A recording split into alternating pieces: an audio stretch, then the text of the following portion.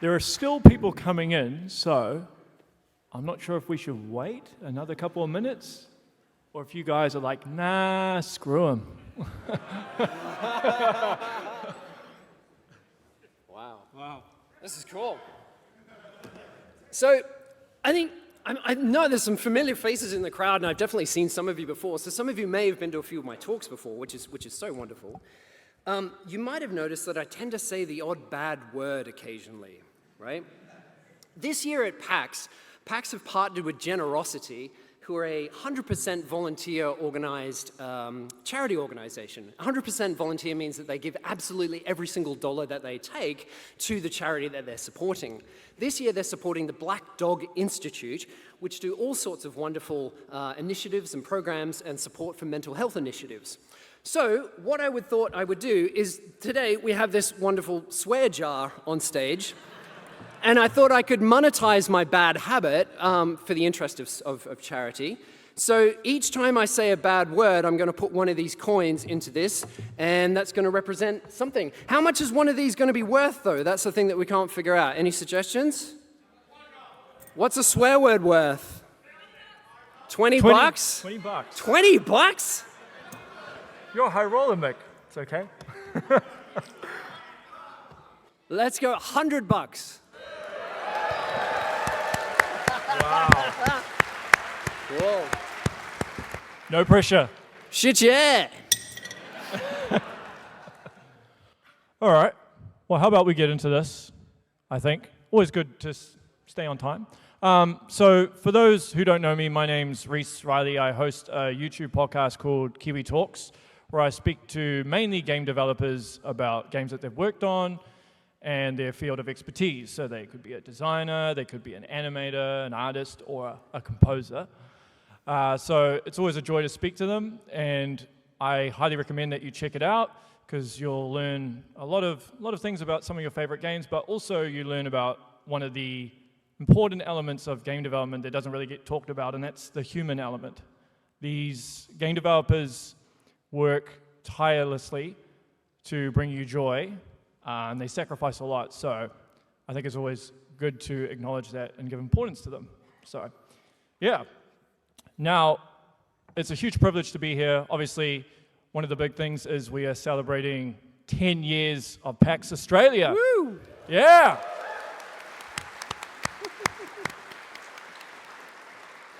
I just want to give thanks to all the people that have kept this running over the last 10 years, because I can tell you I've dabbled in a few events, and trying to organize something of this size is a gargantuan task. So kudos, everybody. So, yeah. Woo! So, is there anybody here who actually doesn't know who this perfect specimen next to me is? I hope not. They're in the wrong talk. Yeah. Totally. So just in case there isn't, so this is the man behind the music behind Doom 2016, Doom Eternal. Small little games. Yeah. Wolfenstein. Killer Instinct. Prey. Recently Atomic Heart as well. And the list goes on, but we've got to keep to time, so we'll be here forever if I go through all of it. But it's a huge privilege to have him here. I had the privilege of speaking to Mick a number of years ago. It was one of the most joyous interviews I've done. This man is a genius, yet he's extremely modest, and he's probably feeling uncomfortable right now because of all the praise I'm giving him. But he's a great guy, and it's cool to do this in person. So thank you, Mick. Thank you. Reese has come all the way from New Zealand for this just here for today. So thanks, everybody. Thanks, Reese.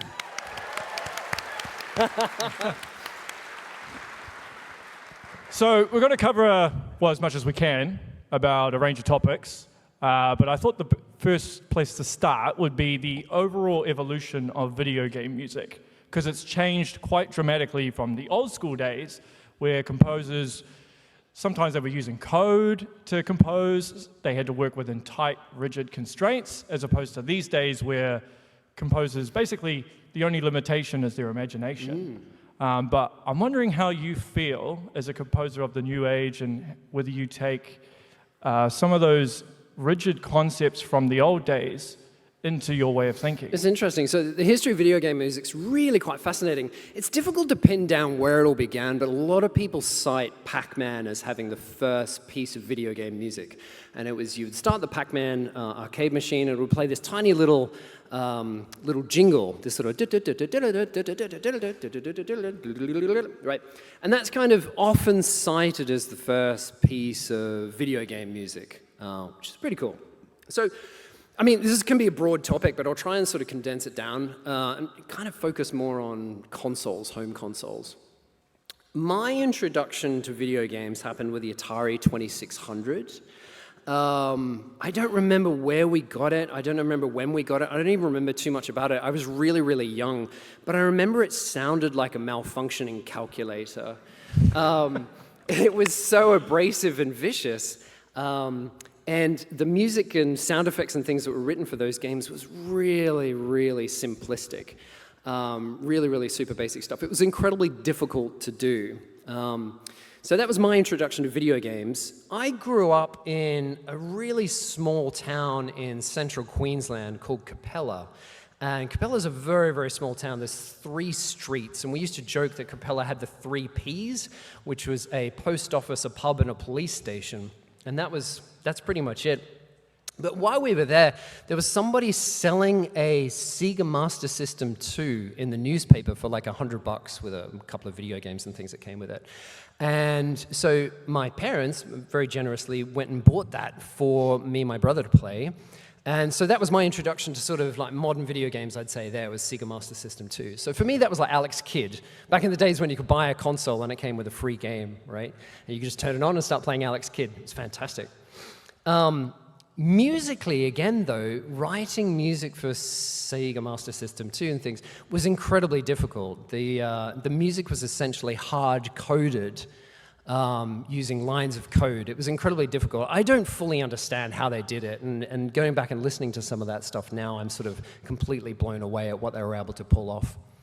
A few years later, there was another person in a trading post or whatever it was selling a Super Nintendo with a bunch of games, and my parents went and bought that one for my brother and to play with, and we got a bit of an upgrade. And I was blown away by Donkey Kong Country and some of the games that we were playing there. And it's fascinating for me looking back at that period there. The Rareware folks were absolutely killing it. You know, from this barn in the middle of the UK somewhere, they were making some of the best games. And over a period of like 6 years, they made some of the best 2D platformers, so I'm talking Donkey Kong Country. They made some of the best 3D platformers, so Banjo-Kazooie. They made one of the best first-person shooters, GoldenEye.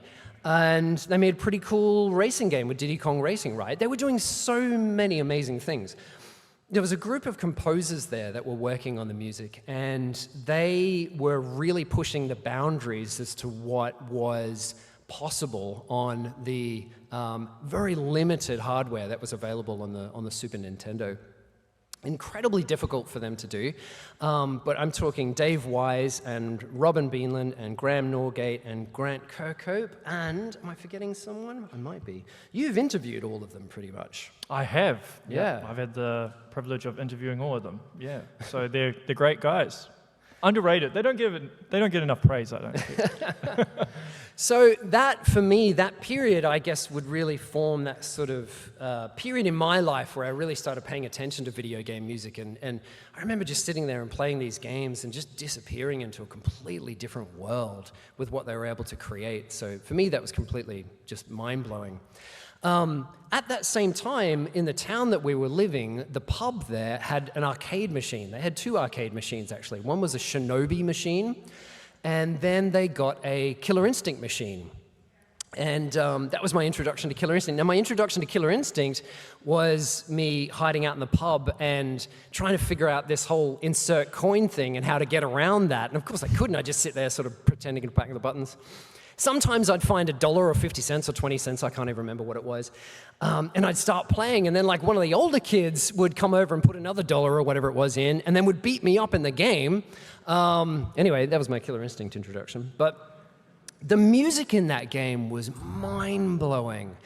And from my understanding, the Killer Instinct Super Nintendo version was the first computer game that came with a soundtrack album.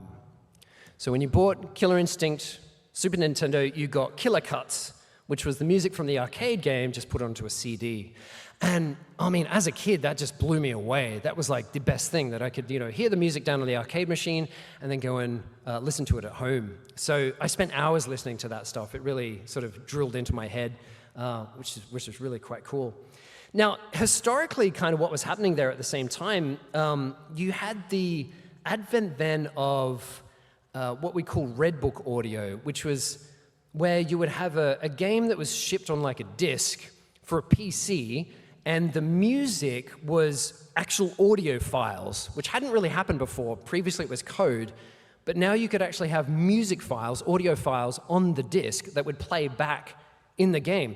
So when you got Command & Conquer, or when you got MechWarrior 2 Mercenaries, or when you got, those games, you could put the CD of the game into a CD player and listen to the music as well, which is just incredible. So I spent hours listening to that stuff. I remember we got a PC. It was my first PC. I can't remember what year it was, but it was the first time I'd played this really horrifically violent game that my parents did not like or approve of, called Doom. And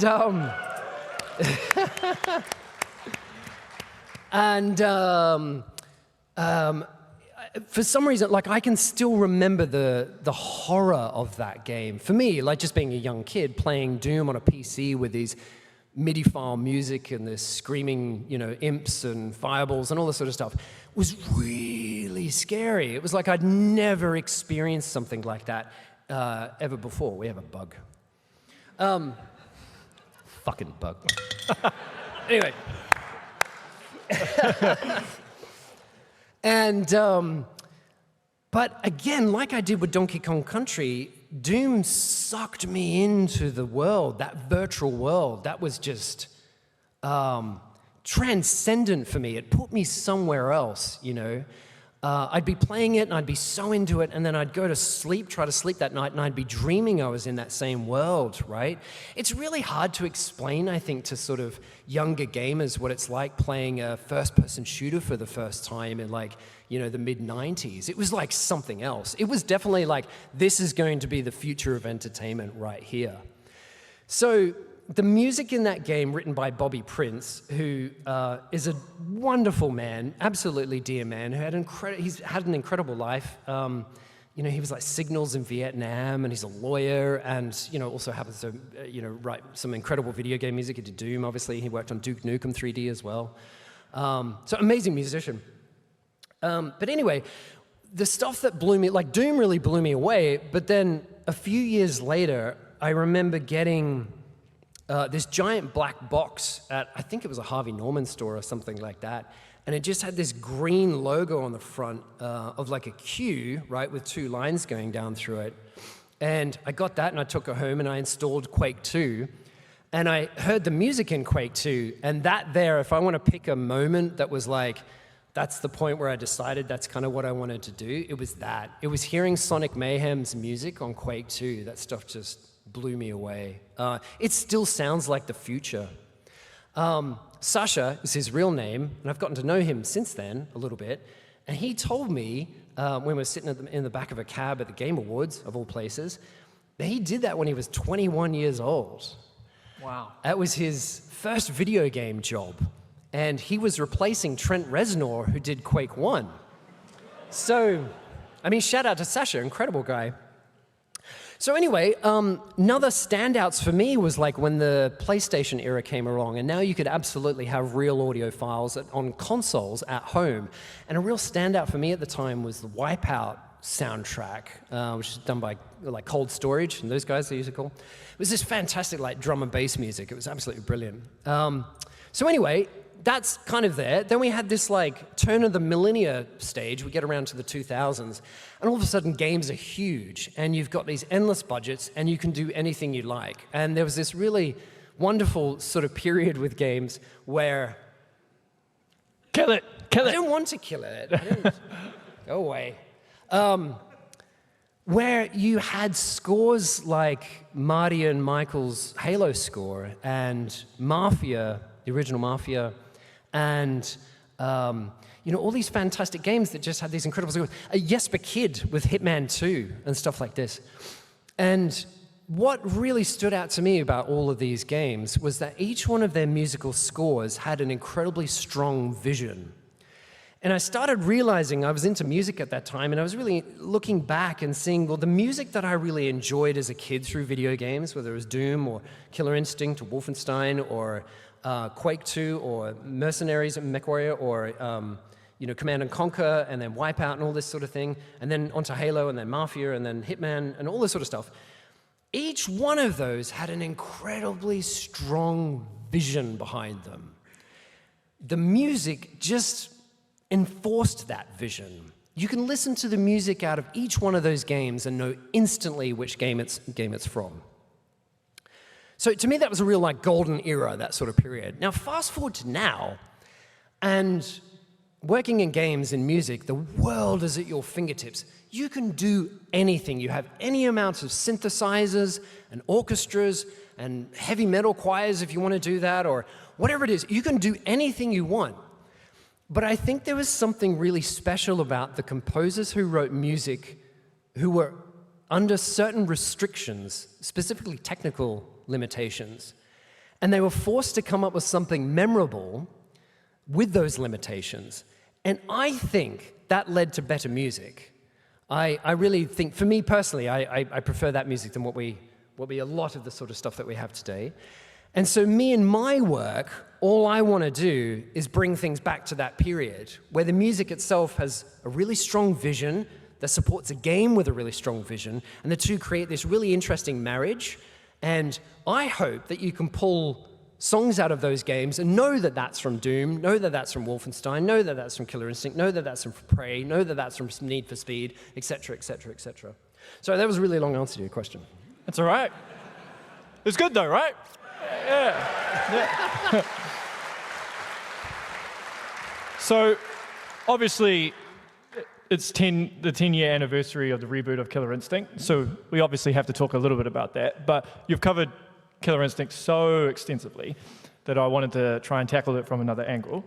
So, obviously, with Killer Instinct, you worked a lot in terms of with vocals, right, and vocalists. Yeah. And I don't think a lot of people realize is when you're working on video game music, when you're not incorporating vocals, you actually have a lot more space to work with, right, in terms of the instruments and making them pop. The minute you add vocals, it becomes a lot harder because particularly, like, say, with a pop track or a hip-hop track, the vocals have to take center stage.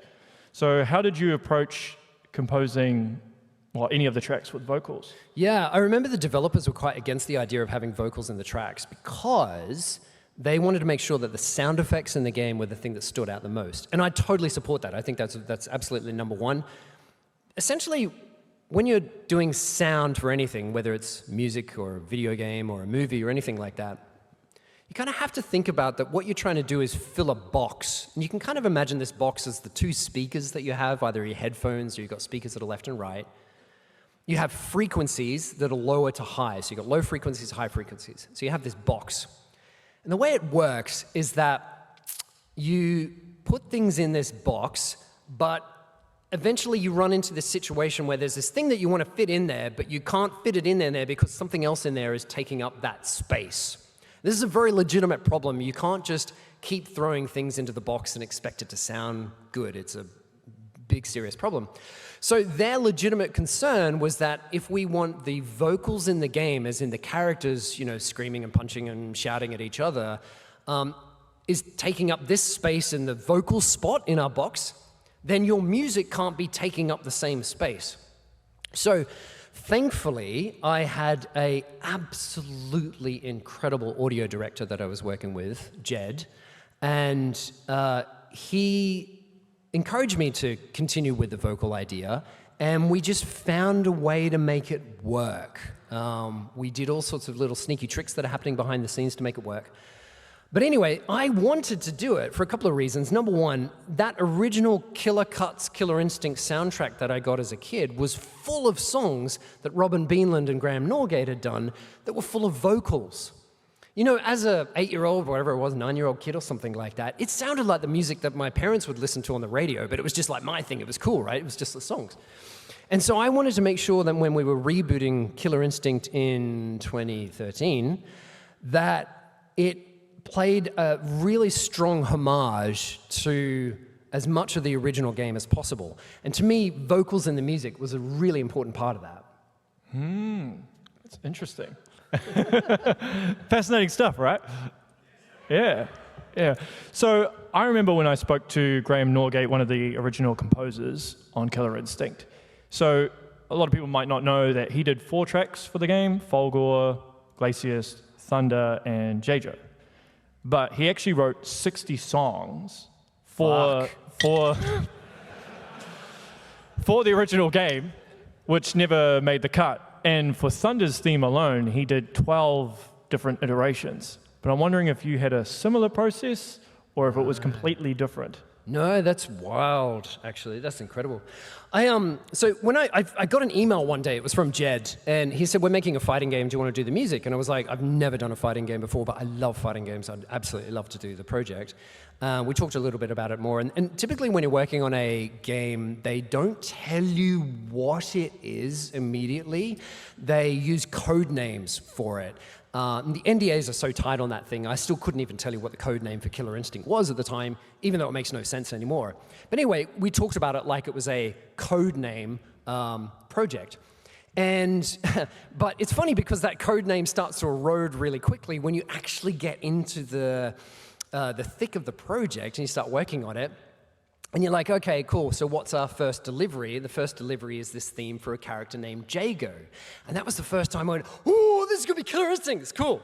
I mean, as a Killer Instinct fan, I'd been waiting for like 12, 13 years for them to reboot it. Every year I'd be watching E3 going, oh, is there a new Killer Instinct, blah, blah, blah, blah, blah. And here it was, it just sort of came together, which was absolutely incredible. Now, Microsoft wanted Killer Instinct to be a launch title for the Xbox One. And that comes with an absolute hard deadline. So it's the console is launching on this date. We absolutely need your game to be ready at that point. So the second thing that they were trying to do, which was really ahead of its time then, it's sort of become the norm now, for better or for worse, but at the time it was kind of a new thing.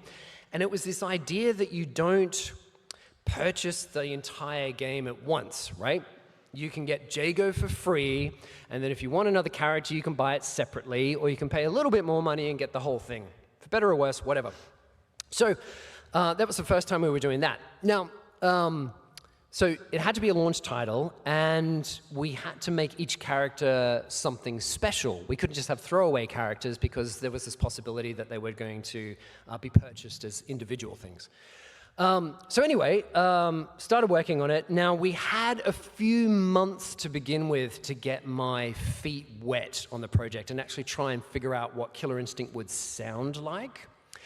And I've never failed so hard on so many iterations. I just couldn't nail it. It was just really hard. I think it was too close. I was like too close to the project.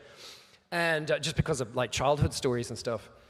And I found it really difficult to kind of nail the new vibe.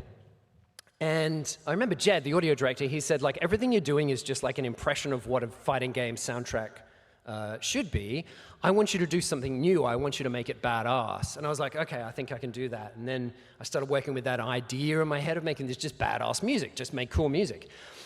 And that lesson that he taught me then, I've sort of taken forward as well. I think if you pair a really cool game with really cool music, it just works. It really does just work. I think there's something about that. So thanks to Jed for that.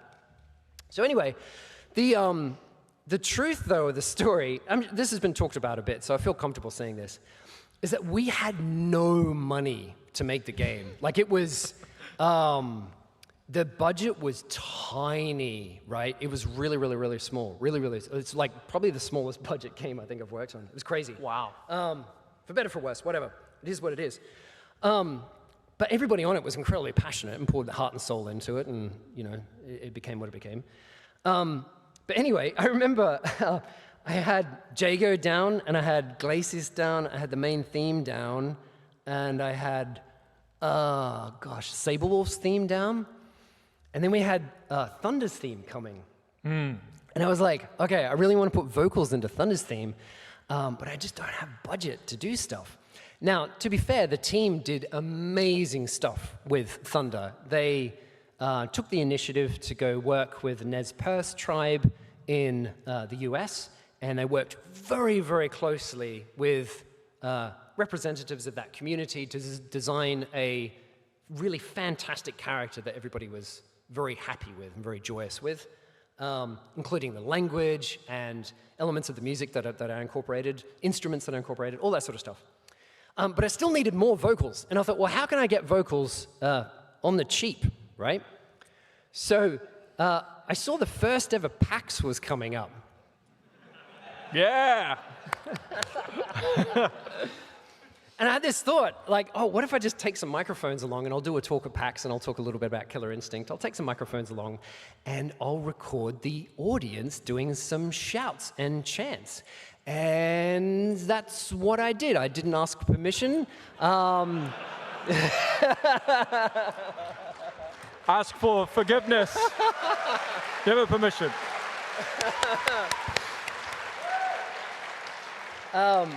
Out of my own curiosity, that was 10 years ago. How many of you came to that session? Oh my God, wow. You were kidding me. Wow, it means so much to me to see that you've all come back again. That's so cool. Thank you so much. So I set up microphones at PAX, and as you folks know, because you were there, we recorded the crowd. Microsoft, then they found out about it. We had a really good handler at Microsoft that essentially let Jed and I be like children in the backyard, and the person at Microsoft occasionally would just like peek over the fence to make sure we hadn't lit anything on fire, and then they'd go back. Thankfully, it didn't cause too much of a thing. But I remember there were so many cool things with that project. One was that Robin Beanland, who still works at Rareware, sent me the original Pro Tools sessions of the recording sessions that they did back in the 90s for the original characters.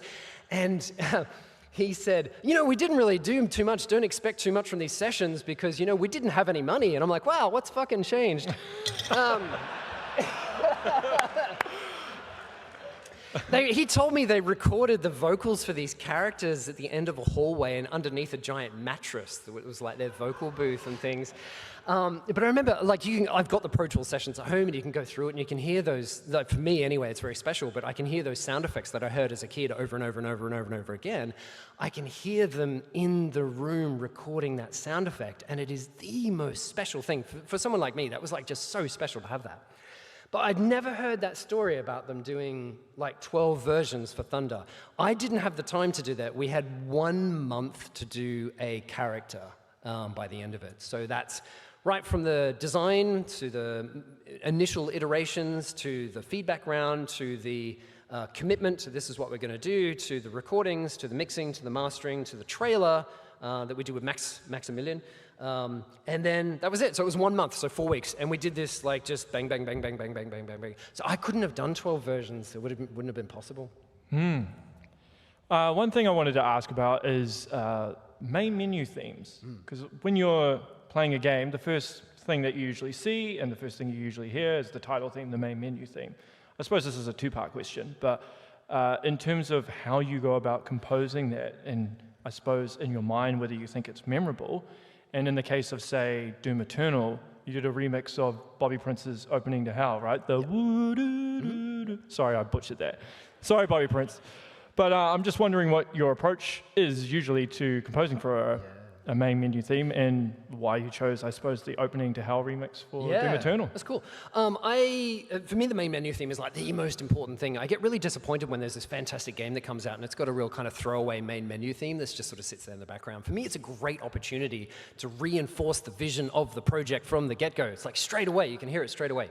And so it's something that I like to spend a lot of time on. I don't typically like to do them at the start of the project, because at the start of the project, you don't really fully have the solid idea of what the project feels like. You have a bit of a vague impression, but it's not until you've spent, you know, hours and hours and hours and hours and hours and hours on it, and you can really get the feeling of the project under your fingers, sometimes we say. Like you get to the point where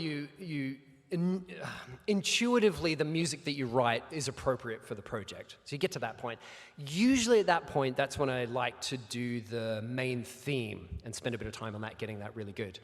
The Doom 2016 one was really tricky because it was being made for a demonstration at I want to say Gamescom. It might have been a QuakeCon or something like that. But anyway, they were showing the game publicly, and people were going to play it, and potentially the people could sit there for quite a while on the main menu screen and, you know, experience Doom for the first time in, well, what was it, 10 years or something, I think, since Doom 3. So quite a long time. So that main theme needed to fit that, so that's why it's 7 minutes long. But anyway, so I don't know where I'm going with this. Where am I going with this? Doom 2, I swear, yeah. So anyway, Doom Eternal for me was always Doom 2. And there's this funny interview I did when we were talking about the heavy metal choir. And just before they started rolling the interview, they told me what the name of the Doom game was actually going to be. I thought it was going to be like Doom 2 or something like that. And this marketing person says, no, we're going to call it Doom Eternal. And I'm like, okay, yeah, cool, whatever. But you can see my face in the interview. I go to say Doom, and I look over the screen, and I go like, Doom Eternal, like it's some... Anyway, where am I going with this? So, Doom for me was always... So yeah, Doom Eternal was always Doom 2. And I was constantly on that project trying to get more aspects of Bobby Prince's Doom 2 score into the main... into the game itself. And so the main menu theme was just an attempt to sort of get that in there a lot. I looked at a lot of the different songs on Bobby Prince's original Doom 2 score and decided that that one probably would be able to be the most appropriate choice for a main menu theme, which is where that came about. Did you sample that sine wave directly, or did you recreate it from scratch? The whistling? Yeah. Oh, gosh, I can't remember, actually. Good question. I might have actually dug up... So the original score was MIDI files. And so when you get the game, it comes on floppy disk or whatever it did at the time. And then on that, there's no actual music. It's just a series of MIDI files or code or whatever it was that would tell your sound card what to play.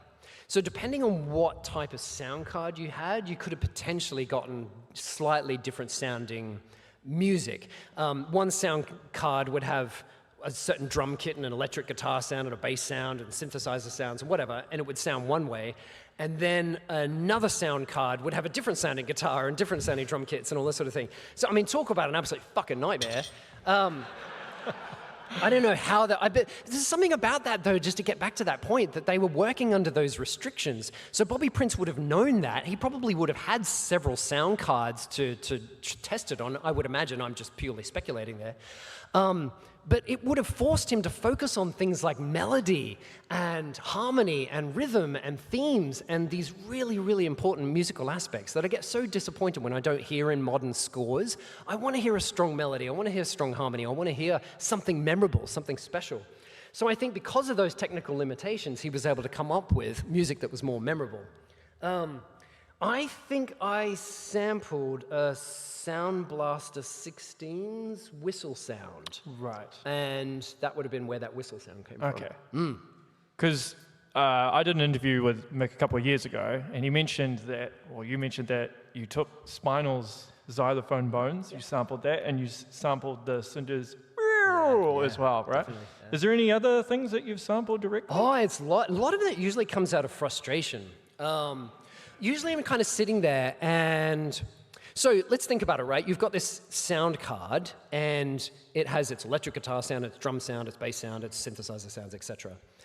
The upside of that is that the people manufacturing that sound card had to make sure that the sounds were actually quite good, because the consumer would hear that sound over and over and over and over and over and over again. It's not like now where we have access to literally like terabytes worth of possibilities. Bobby Prince, when he was doing that, would have only had that one guitar sound on that one Sound Blaster or whatever it was. So they had to make sure that the sounds were somewhat passable and quite good. And it's interesting, like you mentioned on the Spinals theme there, I tried to get, if anybody's not familiar with Killer Instinct, it's a fighting game, one of the characters is a skeleton who's a pirate. That's essentially what you need to know for this. So in Robin Beanland's original Spinal theme, there is a really strong xylophone, which I think he was trying to mimic like Bones, like you imagine like the old cartoons where somebody would play, you know, a xylophone, Bones and things like that. But anyway, with all my modern tools, with my like, you know, synthesizers and orchestras and terabytes worth of sounds, I couldn't find anything that was as good as that original Bone sound. So I just took one note of it, threw it in a sampler, and that became the thing there. Well, if it saves time, then Sure. all for it, right? Yeah. Yeah. One thing I wanted to address, because I don't think you can talk about anything creative these days without addressing the elephant in the room, which is AI. Cool. And how do you feel it's going to change the musical landscape? And have you mucked around with any AI tools? Wow, that's an interesting question. Have I mucked around with AI tools? Yes. Which ones? Oh, all sorts of different ones. There's lots of stuff that I get to play with that other people don't get to play with. But there's some amazing stuff that I've come across. I've been shown some stuff where you can take a drawing, right? So you can sketch a gun, for example, and then throw it in an AI tool, and it will give you back a fully modeled model ready to go in the game, just from a sketch. So that kind of stuff's pretty simultaneously exciting and scary at the same time, because typically that could be the work of 5 people, maybe. Sometimes 1 person, sometimes it can be 5 people just to get that done. And this AI can do it. So it's definitely on the horizon. It's fascinating in terms of music. Let's bring it back to that, I guess. Yeah. Because it's an interesting one, right? There's this issue that they have with self-driving cars at the moment, where it's kind of relatively possible to make a self-driving car drive forward, drive backwards, turn left, turn right, brake at a stoplight, etc., right? To make a self-driving car react as good as a human in wet weather at 2 o'clock in the morning on one-way streets in the middle of England or whatever is really difficult. And you kind of realize that what you need to create isn't a self-driving car. You have to create a completely artificial human to react the same way that a human does. And I know a few people have spoken about this before, but I feel the same way with music. You can get AI tools that will do the equivalent of turning left and turning right and moving forward and moving backwards and stopping when it's meant to stop and all that sort of thing. And anybody could listen to it and go, yep, that sounds like music. But to actually get, you know, a score like Austin Wintory's Journey or Gareth's Wisps, Will of the Wisps. Will of the Wisps, thank you. That requires a human on the other end who's writing that music that is really in touch with their emotions, you know? And that's not something, coming from someone who's been a little bit involved with music for quite a time, that's not something I could ever see a computer doing. A computer will definitely be able to take Austin's score and generate a random variation on that, but to actually create that from the beginning, I don't see AI tools being able to do that in the foreseeable future. I could be eating my words in the future, who knows? However, does that mean that all AI tools are going to die? No. AI tools are very difficult at the moment because the same people that are evangelical about AI tools were pretty much the same people that were evangelical about NFTs, were evangelical about VR, that were evangelical about 3D printing, right? Or whatever. It's the same people that get excited about that stuff. But this definitely feels different. Some of the stuff that I've been playing around with, if you've got an RPG and it's got 2 million lines of dialogue in it, you used to have to go hire a bunch of actors, go through their agents, pay the union, sit in the studio for hours getting them to perform every single line. AI tools can now do that exact same process in minutes. And it's scarily good for a game like an RPG type thing that might have, say, 5 different, dialogue branching options, and every time you interact with a character, that sort of stuff. AI can do that now. AI could do that a year ago, and that sort of thing. However, there's also people that make games like, my good friends in Sweden, the Machine Games guys that have done the Wolfenstein games, and they hire actors and do motion capture, and the actors that are doing the cutscenes in those games are performing the parts in a very similar setup that you would have seen like James Cameron doing on Avatar, right? They're wearing the suits, they've got all the face tracking things, they're performing, they learn their lines, they have real emotions, they have real tears, they have real shouting, they have real whatever it is that they're doing. These AI tools cannot do that, right? They definitely cannot do that. Can it write and perform 1 million dialogue tree lines for an RPG? Absolutely. Can it do deep connecting Last of Us type acting? No way. I don't think so. I suppose when we think about composers, the new school, and the way they're coming up, I just wonder if they're going to be more in tune with AI or they're going to adapt to that model as well. I spoke to Gary Scheinman a number of years ago. Who knows Gary Scheinman? Anyone know who Gary Scheinman is? Composer? BioShock, people. BioShock. Yeah. So he composed for BioShock, but he actually teaches at the University of Southern California. And I remember him telling me that a lot of composers coming up these days actually want to be game composers. They don't want to be film composers. So what would you say to composers that are coming up in this day and age? Because if there's more game composers as well, it's going to be more competitive as well. I don't care about the competitive thing. I don't have time for that. But I mean more in terms of how someone can be more distinctive, I suppose. Yeah, for sure. Well, I think you nailed it there, actually, is that being distinctive is the most important thing. It isn't just a service job. So your job isn't just to turn up and be the person that produces the music. You get an order and you make the music and send it off. There's definitely people that do that sort of thing, but that's not going to be enough, I think, moving into the future. I think AI will be able to do that sort of thing. Yeah. But coming up with like Gary Scheinman's BioShock score, AI is not going to be able to do that. No, right? not at all. That takes someone who's like incredibly talented and music is his language, right? Music is Gary Scheinman's. I mean, if you listen to the BioShock score, anybody who's played BioShock games will know that music is absolutely stunning. Again, a game with a really strong vision. He is a composer with a really strong vision, and the two married together. It's absolutely fantastic. So any advice for any, one of Gary's students or the younger sort of folks, it's all about trying to come up with your own unique voice, your own unique way of approaching a project. Your job isn't to turn up and do an impression of what you think someone writing music for a video game is. Your job isn't to turn up and just fill an order from the boss or whatever. Your job is to turn up as the musical emotion expert who's going to enhance the project as a whole, take their vision and enhance it as a whole. That's definitely a skill that comes with time. It takes a lot of time. It takes communication skills, talking to people, working with people. It takes, I like to try to say to people, you've got to really fuel your own taste. So you've got to expose yourself to as many different mediums and styles and genres and sounds and ideas and whatever it is, as many different things as pop up. Really broaden your horizons.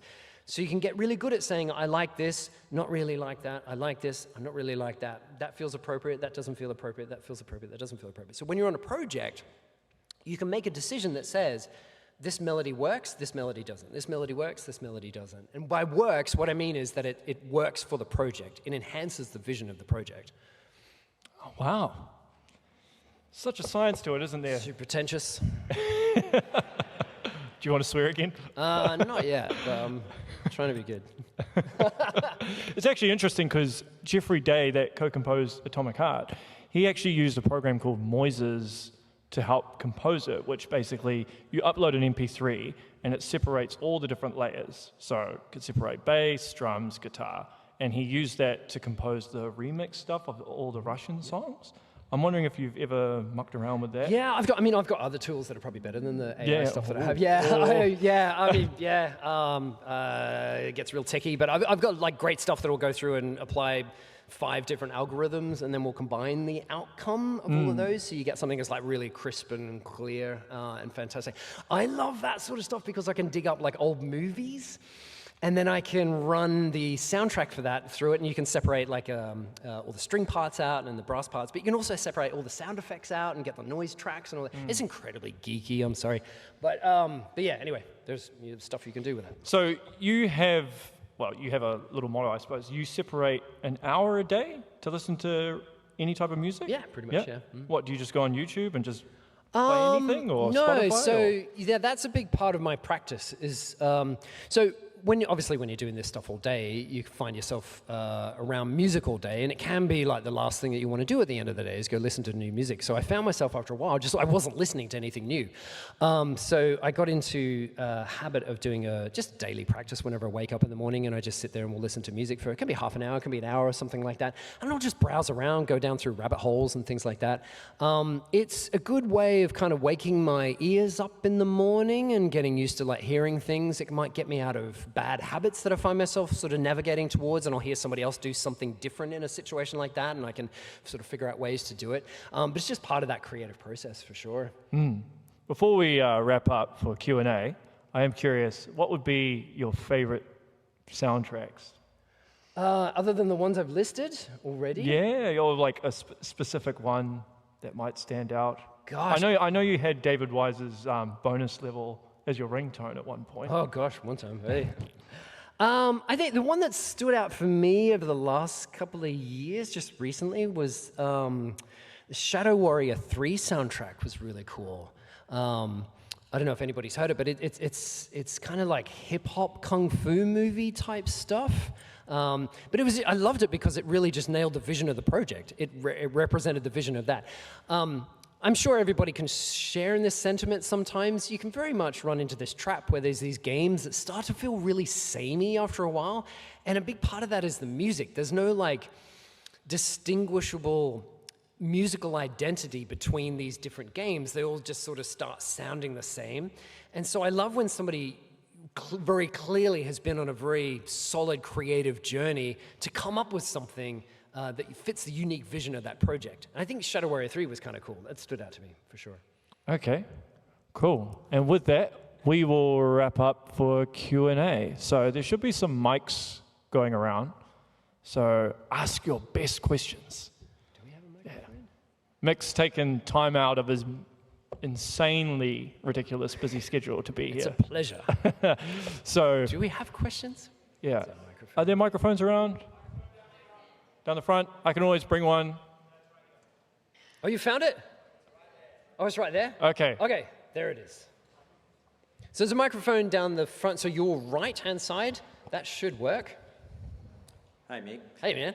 I was just curious as to what your biggest musical influences were growing up. So, like bands or solo artists. I was just curious. Yeah, that's cool.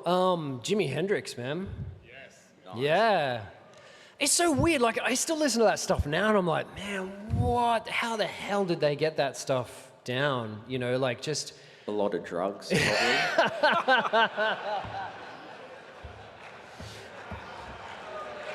Quote of the night. Quote of the night.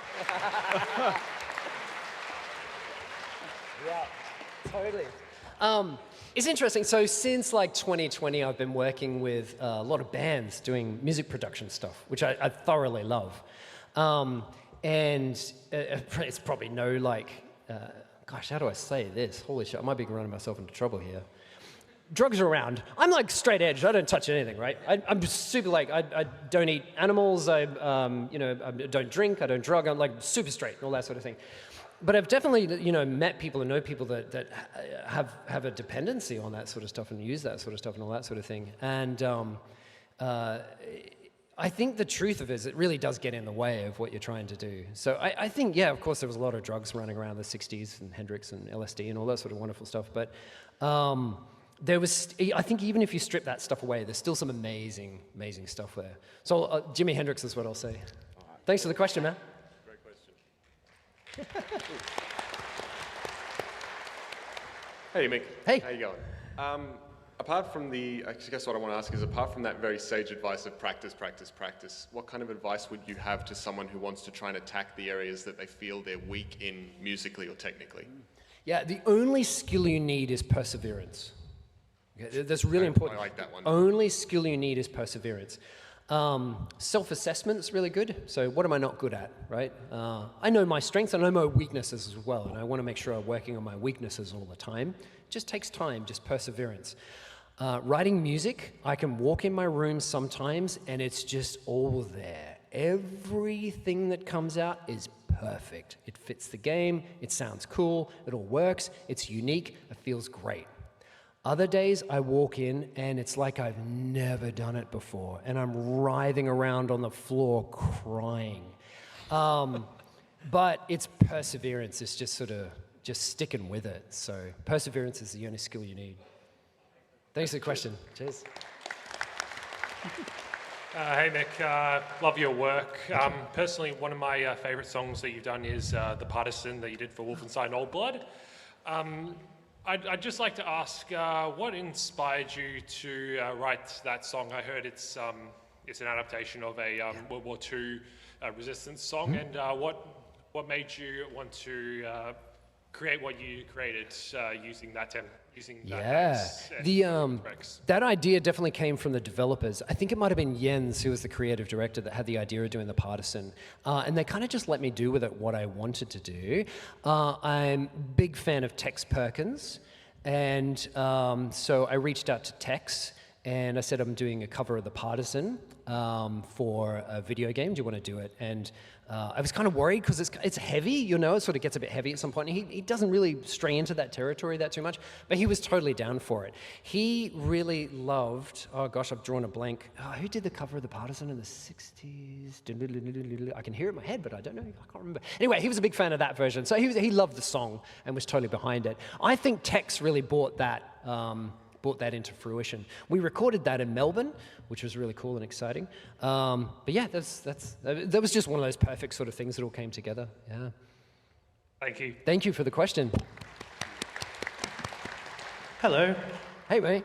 You mentioned earlier that part of your practice routine is listening to music, and I'm assuming that's part of a larger practice routine that also involves instrumental practice.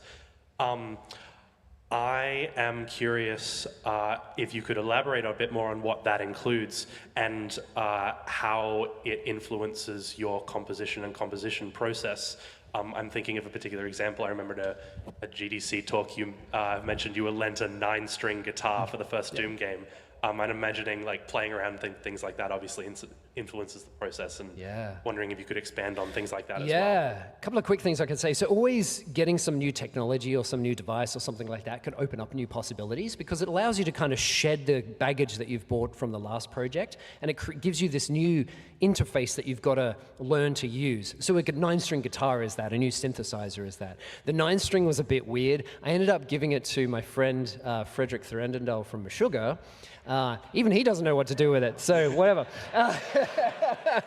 Another quick thing I can give you for that, I borrowed this tip from Chris Hite, who was the audio director on Doom 2016, incredible audio director, and he, with the guys there, would do what he called Weird Wednesdays, where they would just get weird gear and random things and patch it wrong and just like try to shed all the creative inhibitions that you've got. And just have an hour or two where they just be weird for the sake of being weird, right? So Weird Wednesdays. So I like to do that as well. I think that's really good. You can get really stuck in the rut of things, you know, especially a computer is always the same. It looks the same. It reacts the same. It kind of leads you down a path. And so just trying to just shed that and it doesn't matter, like nobody ever has to hear it, right? Just make music or make sounds like nobody's ever going to hear it, and try and spark that creative juice in your mind there. I hope that helps. Thank you. Thank you. Howdy. Hello. I was just curious of how your mentality has changed from, say, Doom 2016 and then comparison to a project like and X from Three Teeth, the last album you just worked on. Cool. I was also wondering about how some of your techniques have changed between those two projects as well. Yeah, it's interesting. So I jumped into work with Three Teeth, who are an absolutely fantastic industrial band, pretty much straight after Doom Eternal. I wanted to just do some music stuff for a while, so I wanted to work with just friends. So I worked Bring Me the Horizon and Three Teeth and Motionless in White and Monuments and Gravemind and others that I've totally forgotten, gone a blank on. But anyway, just cool friends, just making cool tunes and just cool music. And it was great. Like, video games are fantastic, but the truth of it is that the industry can be very corporate as well, very, very corporate. And when working on a music project where you're just making an album, you just get to, focus on making a really good song. And after spending like 2 years on a pretty stressful project, it was just fun to just like write cool songs and write great stuff like that. Those guys really believe in a meritocracy, so they just, anything goes, everybody has complete freedom. I would have loved to have gone and hung out with them. They rented a house, a Joshua Tree, out in the middle of the desert to write the album, but I was stuck in Brisbane because it was COVID at the time. And yeah, so mentality was just try to make good music. Yeah, I hope that answers your question. It's a good question. Thank you very much. Thank you. I think we have time for one more question. So don't freak out. I mean, I think they usually try to get us out here within half an hour, but I will hang out outside there for as long as it takes to answer each and every question, shake everybody's hand, meet everybody, do whatever you want me to do. So I'll be out there. Anybody who wants to come have a chat, come afterwards. Yeah. Yeah. So lucky last. Lucky last. So, Mick, I had the pleasure of meeting you when you did the Killer Instinct panel 10 years ago, and it was actually a fantastic experience having you play the music on screen to the crowd and everything else. The part where you actually had everyone recording their vocals to essentially be in the game, I went and got the game and tried to find the parts that we had recorded, and I never found any. Oh, they're definitely there. It's Yeah, in they're Thunder's definitely theme. I just wondered, you actually got everyone to do a combo breaker as part of the recording. Did that make it into the game? Ooh. And if I actually didn't know parts of it had made it into the game from listening. So my question was going to be, why? What was the reasons for leaving them out? But obviously that's not correct I now. don't think so. No, I think like when you're recording, you just try and capture as much stuff as you can. Yep. And I remember that when we were doing the combo breaker thing, they hadn't put the counter breakers into the game yet, which also needed a voiceover line. And so I'd imagine that the reason it wasn't included was probably because we had one recording of a combo breaker, but not the alternative for the counter breaker. So we didn't want that discrepancy of the two differences there. I've got a video up somewhere, it might be hiding on my Instagram page somewhere, where it actually shows the stems where the Thunder chant is, the recording from PAX, and it in-game. So you can definitely see it there. It's Nice. For sure it's there. Well, Yeah. if I'm lucky last, can we finish this on a combo breaker? Oh, I'm not going to do that, no. Okay. I'll tell you what. I'll do that instead. There you are. Cool. Thanks so much, everyone, for Shit. coming out tonight. Fuck. That's $1,000 for Generozity, Yeah. everybody.